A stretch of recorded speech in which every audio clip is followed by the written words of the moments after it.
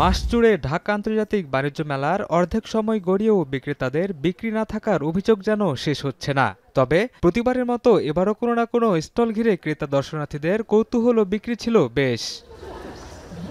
ছবিতে যে বাড়িটি দেখছেন সেটি কোনো শৌখিন বাড়ি নয়, এটি বাণিজ্য মেলার একটি স্টল, যেখানে আছে এ ধরনের বাড়ি নির্মাণের সমস্ত আয়োজন। তবে নির্মাণ সামগ্রীতে ব্যবহার হয়েছে ইটের বদলে স্টিল আর মাটির বদলে টাইলস, যা মেলার দর্শনার্থীদের কৌতূহলের কেন্দ্রবিন্দুতে পরিণত হয়েছে। বাইরে থেকে দেখে খুব ভালো লাগছে। ফিজিক্যালি আরো বেশি সুন্দর দেখা যাবে মনে হচ্ছে, আর এমনি তো ডেকোরেশন অনেক সুন্দর লাগতেছে। আমার ইচ্ছা এরকম একটা বাড়ি করার, এই জন্য ঘুরে ঘুরে দেখে আসলাম। এই বাড়িটি নির্মাণ করতে চাইলে গুনতে হবে প্রায় 14 লাখ টাকা। এছাড়াও 1000 বর্গফুটের নিচে স্টিলের রেডিমেড একতলা বাড়ি তৈরিতে প্রতি বর্গফুটে খরচ পড়বে প্রায় 2100 টাকা, আর 1000 বর্গফুটের উপরে হলে গুনতে হবে প্রতি বর্গফুটে 2000 টাকা। দুইতলা বাড়ির ক্ষেত্রে প্রতি বর্গফুটে খরচ পড়বে 2700 টাকা। ক্রেতাদের ভালো সাড়া পাচ্ছেন বলে জানালেন প্রতিষ্ঠানের বিক্রয়কর্মী। আমাদের স্টিল স্ট্রাকচার দিয়ে আমরা বাড়িগুলো নির্মাণ করে দিচ্ছি, তো সেক্ষেত্রে ক্লায়েন্ট নিজের মতো করেই রিকোয়ারমেন্ট অনুযায়ী ছোট বড় করে দিতে পারবেন।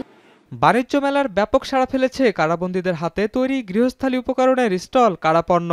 বাঁশ, বেত, কাঠ ও পাটের তৈরি প্রায় 400 পণ্যে সেজেছে পুরো প্যাভিলিয়ন। এই উদ্যোগ কয়েদিদের সংশোধনের পাশাপাশি সাজা শেষে জীবিকা নির্বাহের সুযোগ তৈরি করে দেবে বলে মনে করেন ক্রেতারা। কারাগারের মানুষরা তারা অনেক সুন্দর করে বিভিন্ন জিনিস বানিয়েছে। আমি ব্যাগ দেখলাম, পাটের কিছু জিনিস দেখলাম, ঘর সাজানোর অনেক জিনিস আছে।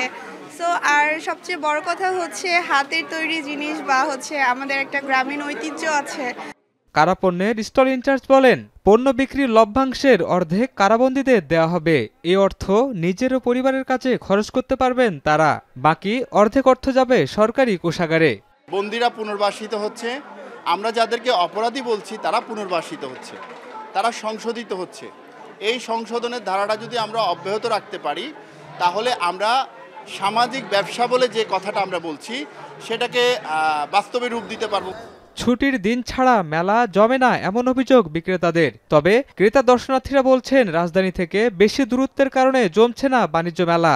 টিকেটের সিস্টেমটা এটা ভালো করেছে আগের থেকে। এবার একটু কমই দেখতে পাচ্ছি, কারণ আগারগাঁওতে যখন ছিল তখন একটু কম্পারেটিভলি একটু বেশি ছিল।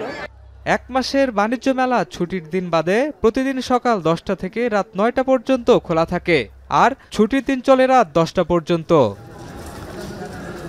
শাহিনুল ইসলাম সাগর, এখন পূর্বাচল।